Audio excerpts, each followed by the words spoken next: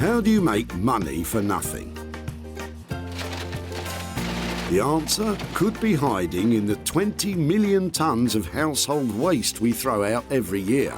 Before you throw that away, is there any chance I can have a quick chat to you about it? Sure. That's why entrepreneur Sarah Moore wants to get her hands on things before they hit the skip. I am a passionate buyer, user and renovator of second-hand stuff, and I've turned that passion into a money-making business. I turn old into new and I sell it for a profit. Sarah's ready to sift through as many boots and bin bags as she needs to.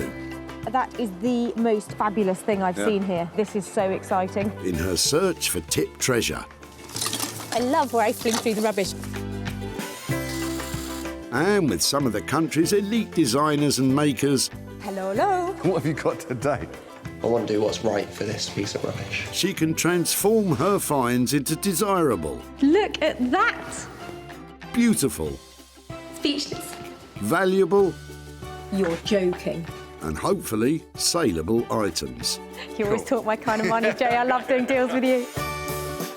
If Sarah is successful, then she can hand the profits back to the very people who had no idea there was cash to be made from their trash. Wow!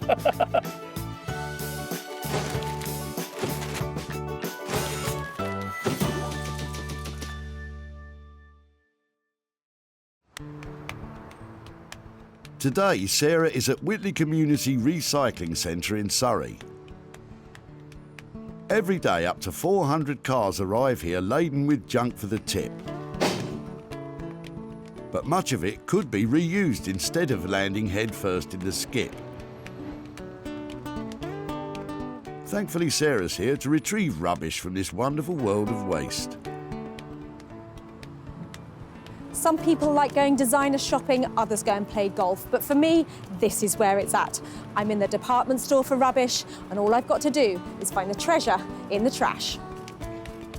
With a team of skilled designers waiting in the wings, Sarah has special permission to be scouring through car boots looking for 3 items that once revamped and sold will produce a payout for the person dumping them. Bring it down, I'm here all day. I like the look of your chest. Yeah. That's a loaded remark, isn't it? Come on, Sarah, keep your mind on the job. Enter Richard and some interesting looking doors. Hi there. Hello. I like your doors. Well, they didn't fit. Oh, really? That's an Is old that one. That's an old one. Okay. That's one that came out. Right. That was the moulded door I got. So it's not as good a quality as the old one, then? No, but the old one wobbled. Well, do you know something? It might just be to my advantage. I'm looking for stuff that I might be able to recycle or make into something else. And your solid door might be just the thing. Yeah, well, you're very welcome to have it. I'm thinking it looks like it might make a great table or... A You've got a table? lot- yeah. Well, let's get the... That's really cool. I would love if I could take it away and see if I can make something from it. Yeah? But it actually looks a lot nicer without the paint on it. It's really solid. It weighs a lot more than the new one. I can see lots of potential just because it's so solid and it's really big, which gives me plenty to work with. But what does Richard think?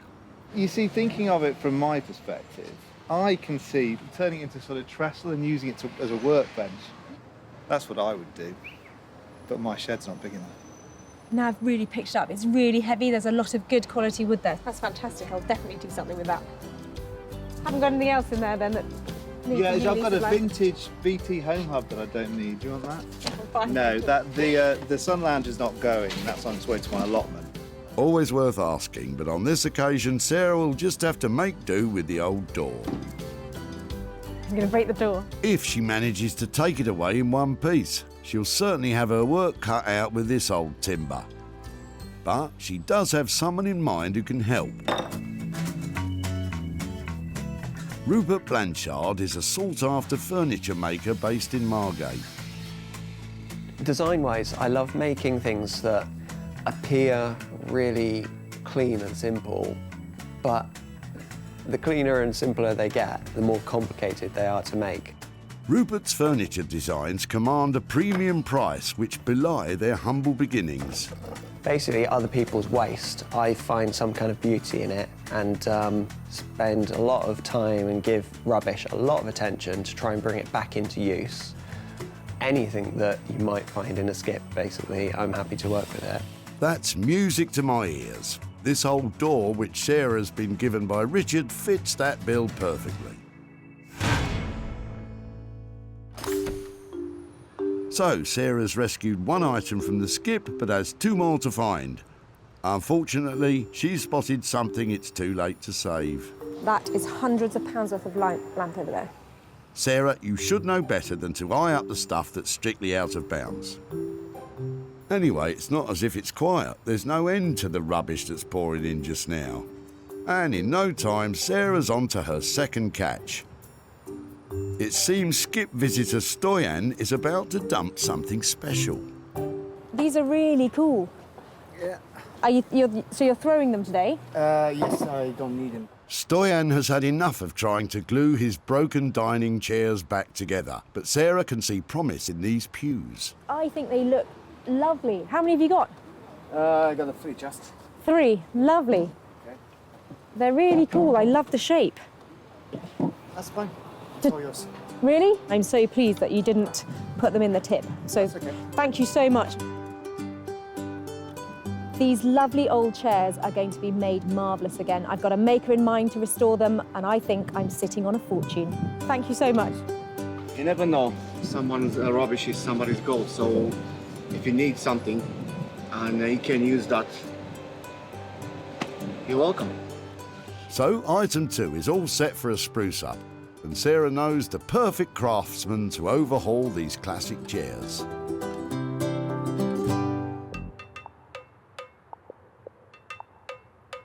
Jay Blades is a builder turned philosophy graduate turned furniture restorer.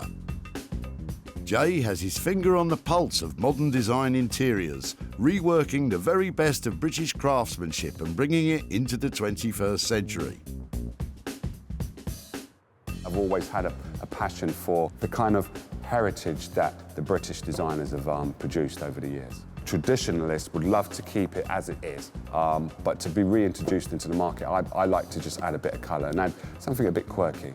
I really enjoy adding my bit and not necessarily worried about other people's reactions. It's more about, do I like it? If I like it, then it's good. The 3 rickety stick-back chairs are a perfect project for Jay. But after all Stoyan's repairs, will he be able to stick them back together again? Sarah's successfully secured 2 items for Rupert and Jay's talents, but now she needs to search for a 3rd piece of jettisoned junk she can renovate herself. Anything you fancy in there? But the pickings are looking slim. What's in the box? Shiver me timbers, some treasure on the horizon, or at least somewhere to store it. So what is it about the domed captain's trunk in the back of the car there that I find so exciting? I just don't know if it's being dropped off or if somebody's keeping it. But here's the guy coming now. The chest looks very old, and it could be a great opportunity for Sarah to make some real profit for its owner, Richard. Sorry to bother you, I was just wondering, is that something you're dropping off today? Yep. That looks amazing. Have you just had enough of it? What, is there a story behind it? There is actually. It's my wife's grandmother's. Right. So there's a bit of a story actually. Yes. But yeah, I don't know what she used to do with And it. she didn't go abroad, or did she always live in this country? Do you know anything like that, or? She went travelling when she was about 85, 90. So Oh, that's really? all. Yeah. So it's probably. I bet she didn't use one of these. I don't think did she used that then. No. Okay. She was quite. Unfortunately, I never met her, but she was She apparently sounds very. quite spirited. Yes. Does it open? Does it still? I think so. Just one of the hinges is broken, but yeah. I think that is absolutely beautiful. And I totally understand why you might have finished with it, but is it something that maybe I could take away and try and restore or do something with? Yeah. Yeah? You wouldn't mind? Rather than let's throw it away. Although it's not a treasure chest, Sarah can see some good money in it for Richard and his family by saving it from the crusher. I really honestly don't know how much it would be worth. I've never seen anything like that, so no idea. This is stunning.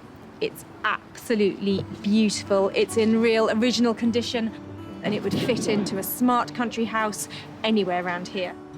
Sarah's search for the 3 items is complete. Rupert will knock the old white door into shape. The 3 chairs are going to furniture designer Jay, and the empty chest will be treasured and given a new life by Sarah. I love the things that I've saved today, but the real question is, can I actually make any money out of them?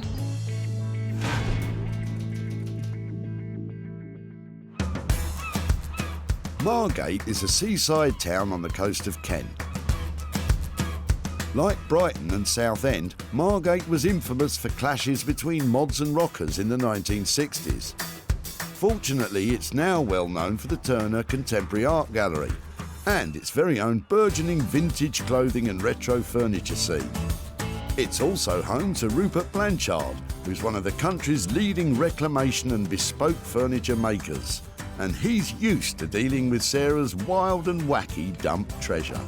I'm really looking forward to Sarah turning up. I don't know what she's actually turning up with. I'm hoping that it's going to be something that I'm actually familiar with slightly, maybe wood, maybe a little bit of metal on it.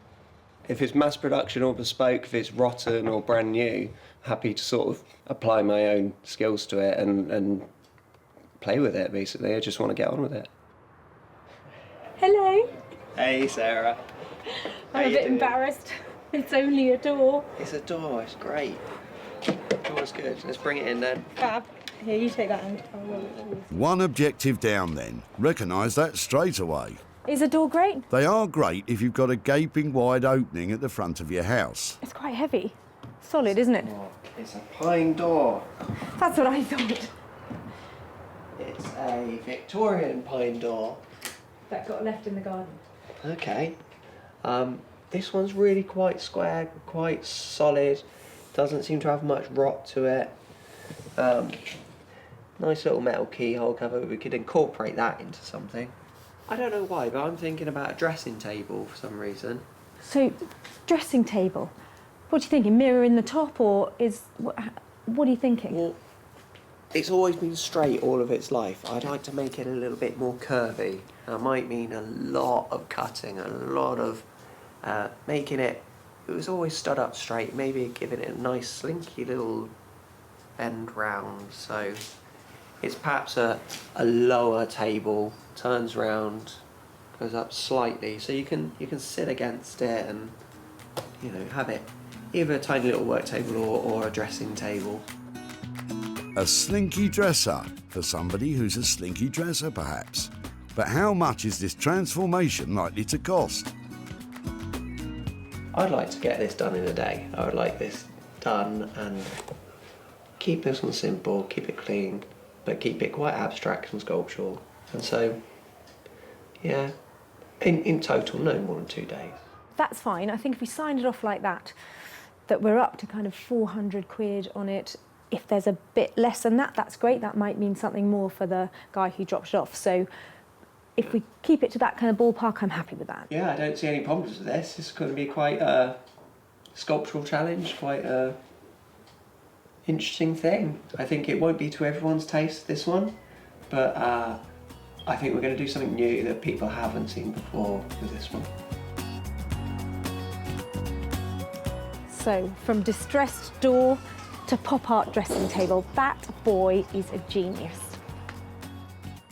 With costs of up to £400 to transform this old door into a slinky pop art mirrored dressing table, the pressure will really be on Sarah to sell it for a premium price if she's to return a profit.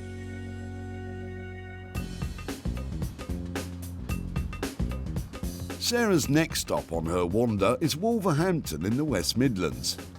It's here in the Victorian backstreets that retro modern craftsman Jay plies his trade. Sarah's about to turn up with Stoyan's unmendable chairs. But will Jay be able to give them a lick of new life? All she's told me is just something that's beaten up and it's a bit broken and I'm going to have to work my magic on it. Normally my style is repairing stuff and then adding a bit of je ne sais quoi to it. For me, colour is a must. And hopefully, whatever Sarah's bringing along to me today, I'm going to add colour to it. How are you? I'm very good. I can't complain. What have you got today? I've got something really special today. Look at these. Oh, I can see that. I can see that. That is, whoops. They need some work, don't they? They do need work. These scrappy seats are actually classic British Ercol dining chairs that were built at their factory in High Wycombe in the 1960s.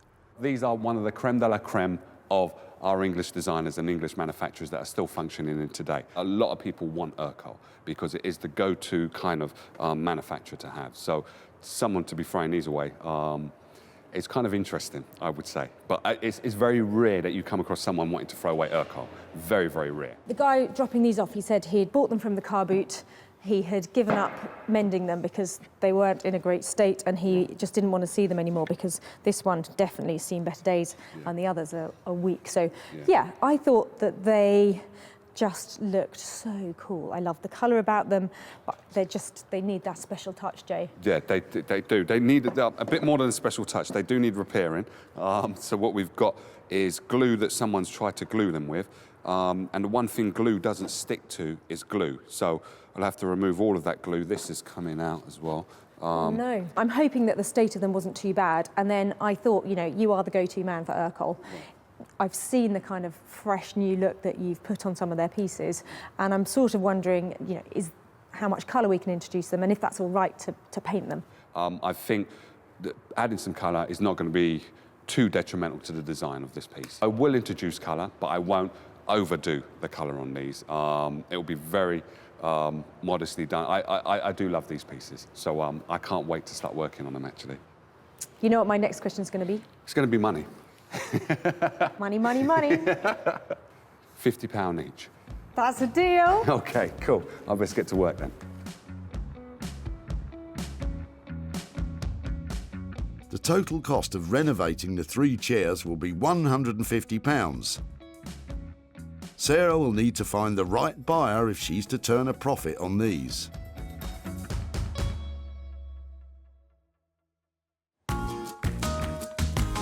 So, with 2 items dropped off and hopefully on their way to be saved and sold, it's Sarah's turn to get stuck in back at the Reclamation HQ in Sussex.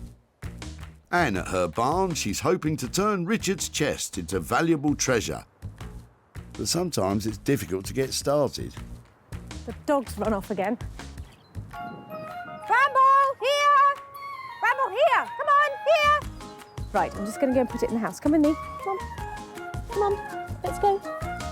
Come on. But preparation is everything. The dog is under no control. It just does whatever it likes. It's a nightmare. Bramble may be a nightmare, but the chest Sarah's saved might be what dreams are made of.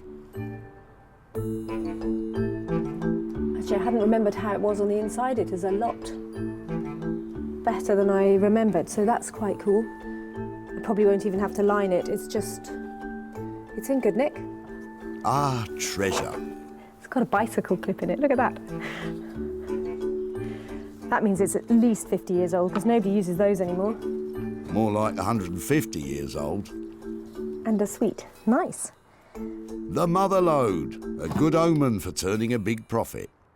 The metalwork and the binding on the trunk is in really poor condition, and that is going to affect how much money I can get for it. So my plan is to try and take as much of the rust and the surface dirt off as possible, and hopefully stabilise it so it's something I can wax to make it look much more attractive than it does at the moment.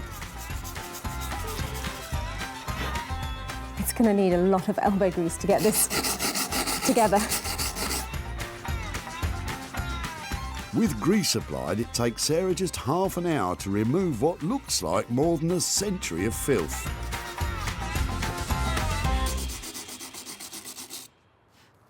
That's great. It's missing its clasp here, look. Should have one of those on this side, but that's missing. It seems this trunk also comes with a lot of baggage. Quite recently, somebody's put a couple of screws in here just to hold the hinge on. So I need to find out how big they are and go and get some better ones, hopefully with some sort of rounded top to them. Looks like they were hammered in before, so I'm not going to be able to do that again. All of the polishing is beginning to pay off, and Sarah's starting to get a hunch that this chest could be quite valuable. What I might do is just take a picture of it and pop it on social media. I'd like to know how old it is, if anybody's seen one like it, particularly if anybody's sold one before and knows how much it might be worth.